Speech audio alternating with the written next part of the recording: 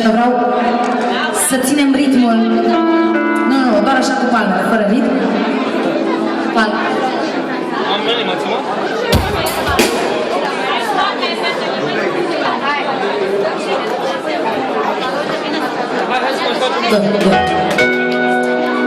Gata, trebuie să participați ușurel, așa, o luăm cu o altă melodie.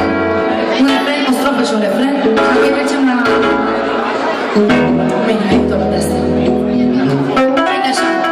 Hai, țineți-vă ritmul, că deocamdată n-avem timp acum. Am zis că s-a dus doar în palme așa cu noi. Well, sometimes I go out by myself and I look across the world. And I think of all the things what to do you.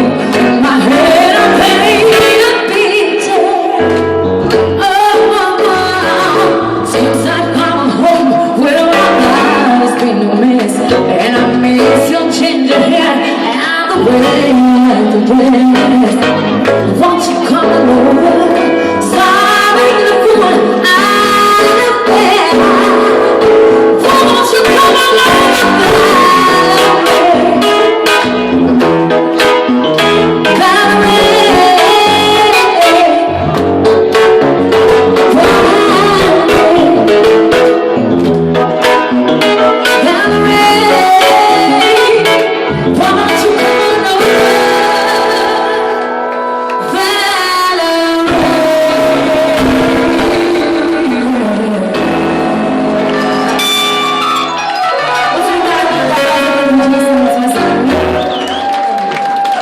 Și acum cântăm o melodie la care vreau să participați și voi, să ne așezăm ca câteva rânduri cu fața spre scenă.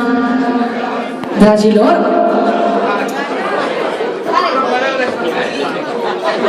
N-are că sau un minut, o secundă?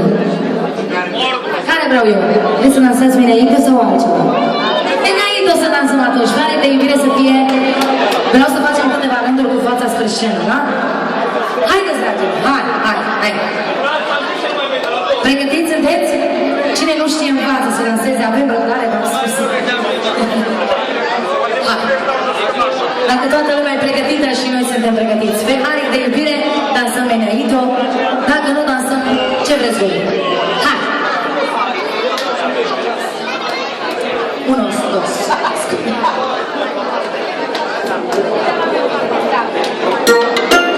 Bine!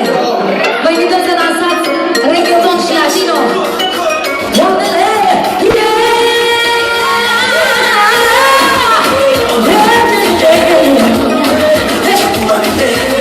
Am nevoie de oameni aici să mă ajute cu mișcarea de reggaeton.